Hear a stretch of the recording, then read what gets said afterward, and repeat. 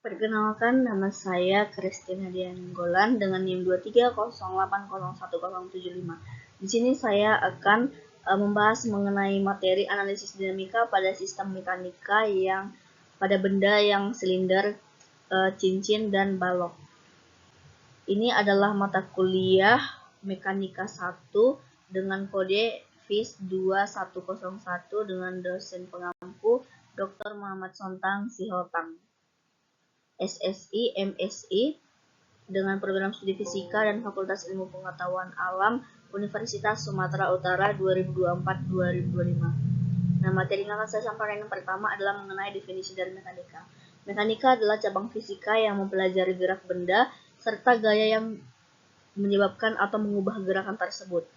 Ada mekanika klasik yang terdiri dari dua bagian utama. Yang pertama, kinematika. Kinematika itu studi tentang gerak tanpa mempertimbangkan penyebab gerak atau gaya.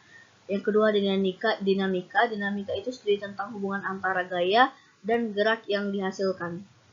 Nah, mekanika itu biasanya membahas tentang hukum Newton, di mana hukum Newton itu terbagi menjadi 3. Hukum Newton yang pertama adalah dia itu tentang hukum inersia, di mana benda yang tidak dikenal gaya akan tetap dalam keadaan diam atau bergerak lurus beraturan. Bisa dirumuskan dengan sigma F sama dengan 0, maka V-nya itu konstan. Lalu kita masuk ke hukum kedua Newton atau hukum percepatan, di mana percepatan sebuah benda sebanding dengan resultan gaya yang bekerja padanya dan berbanding terbalik dengan masanya. Bisa dirumuskan dengan F sama dengan M dikali A, dan dari rumus ini dapat kita ambil A sama dengan F per M. Hukum ketiga Newton itu membahas tentang aksi dan reaksi. Setiap aksi memiliki reaksi yang sama, besar, dan berlawanan arah, di mana rumusnya adalah F aksi sama dengan minus F reaksi. Nah, kita masuk ke dalam dinamika benda tegar dan sistem terhubung. Benda tegar itu definisinya sebuah benda yang bentuk dan dimensinya tidak berubah saat dikenai gaya, meskipun benda tersebut bergerak atau berputar. Nah, kita juga masuk tentang momen gaya atau torsi. Momen gaya atau tau adalah efek putar dari gaya terhadap titik tertentu atau sumbu rotasi. Bisa dirumuskan dengan T sama dengan R dikali F sama dengan R F sin theta, di mana R adalah jarak sumbu rotasi ke titik di mana yang gaya bekerja, dan theta adalah sudut antara R dan F. Sistem terhubung. Dalam sistem yang terhubung, misalnya benda yang terhubung oleh tali atau batang, percepatan satu bagian sistem biasanya terkait langsung dengan percepatan bagian lainnya. Di mana pusat massa adalah titik di mana total massa sistem dapat dianggap konsentrasi untuk tujuan analisis gerak, di mana dapat dirumuskan pusat massa ini adalah RCM sama dengan 1 per M sigma MIRI, di mana M adalah total massa sistem massa sistem di setiap bagian, dan R1 adalah posisi bagian masing-masing benda. Gerak pada bidang miring. Ketika sebuah benda berada di atas bidang miring yang licin, gaya gravitasi bekerja dalam dua komponen, satu sejajar dengan bidang atau mg sin alpha, dan satu tegak lurus terhadap bidang miring atau mg cos alpha, di mana dapat kita simpulkan menjadi F sejajar itu sama dengan mg sin alpha dan F tegak lurus itu mg cos alpha. Percepatan pada bidang miring atau tanpa gesekan dapat dirumuskan menjadi A sama dengan G sin alpha.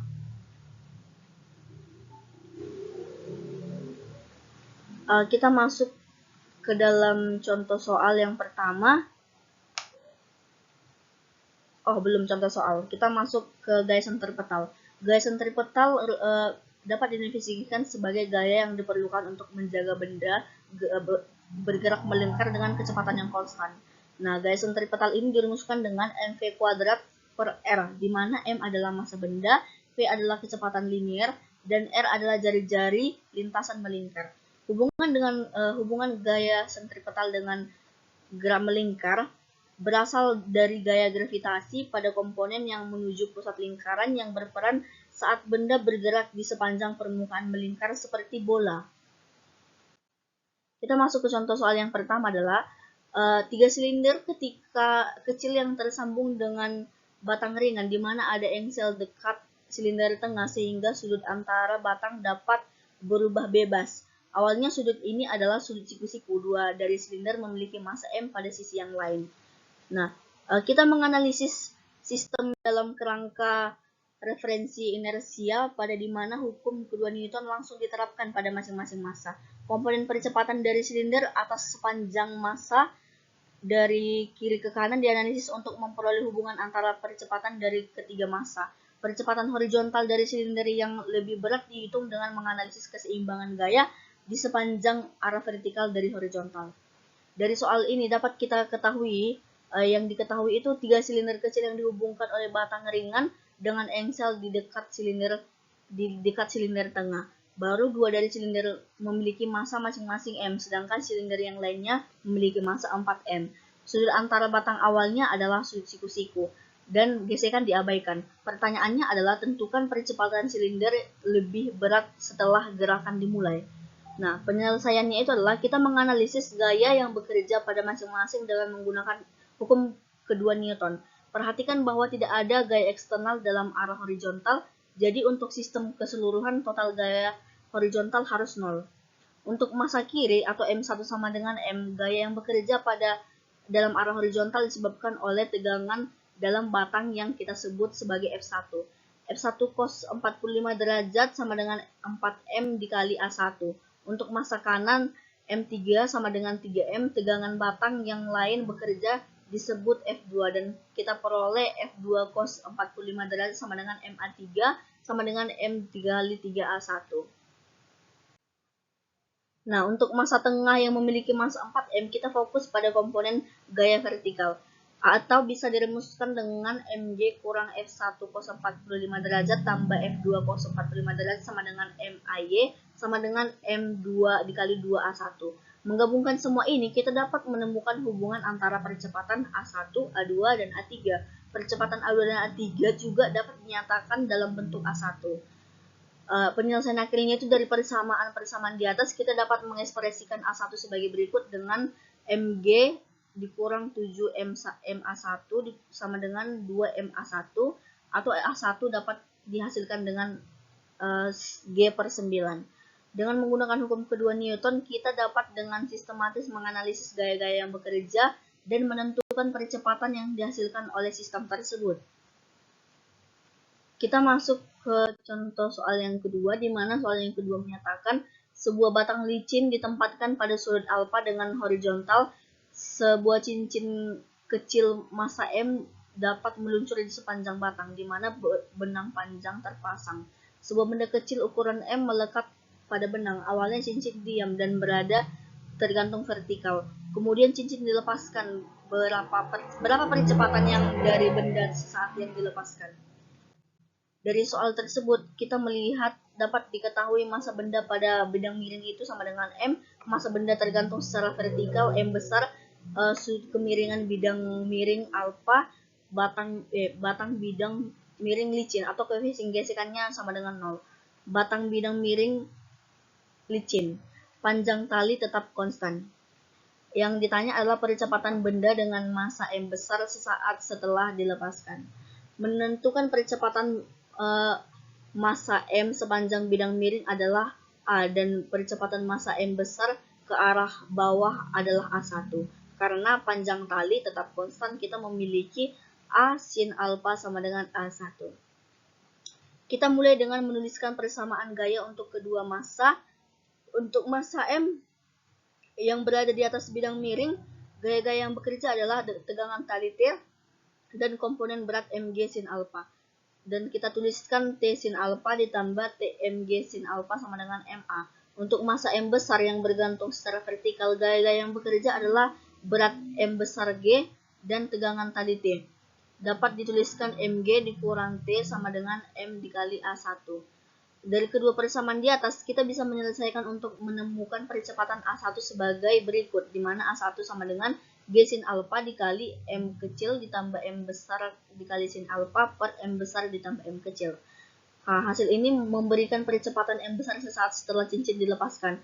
Percepatan benda dalam sistem tali dengan massa terhubung sangat dipengaruhi oleh interaksi gaya-gaya yang bekerja pada sistem massa, serta kondisi fisik seperti sudut kemiringan. Kita masuk ke soal yang nomor 3. Sebuah balok mulai meluncur dari titik paling atas dari permukaan bola.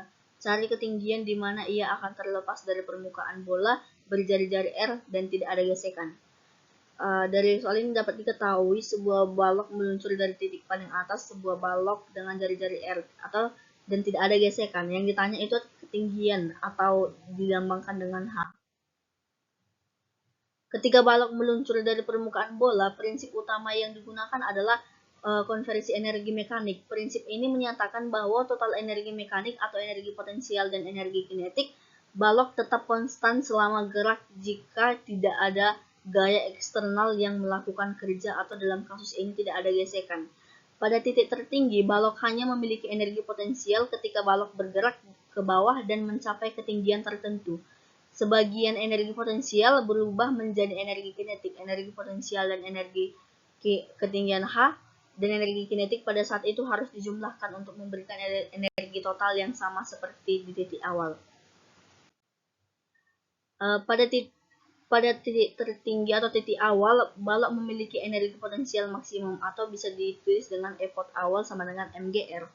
Ketika balok berada di ketinggian H atau dengan sudut theta, energi potensial berkurang dan energi kinetiknya bertambah, atau effort sama dengan mgh dan Ekin sama dengan setengah mv kuadrat. Menggunakan prinsip konversi energi dapat dituliskan dengan mgr sama dengan mgh ditambah setengah mv kuadrat, sehingga diperoleh v kuadrat sama dengan 2g r dikali r dikurang h. Karena H sama dengan R cos theta, substitusi ini ke dalam persamaan didapatkan V kuadrat sama dengan 2GR dikali dengan 1 dikurang cos alpha. Pada titik di mana balok akan terlepas dari permukaan, gaya normal atau Fn menjadi 0 dan hanya komponen gaya gravitasi mg cos alpha yang bertindak sebagai gaya sentripetal. Maka kita gunakan kondisi mg cos alpha sama dengan mv kuadrat per R. Dengan menggantikan V kuadrat dari persamaan sebelumnya, dapat kita nyatakan menjadi mg cos alpha sama dengan M dikali 2R dikali dengan 1 kurang cos theta per R. Kita sederhanakan cos alpha sama dengan 2/3 karena H sama dengan R cos alpha, maka ketinggian H di mana balok terlepas adalah H sama dengan 2/3 R. Sekian presentasi dari saya. Thank you.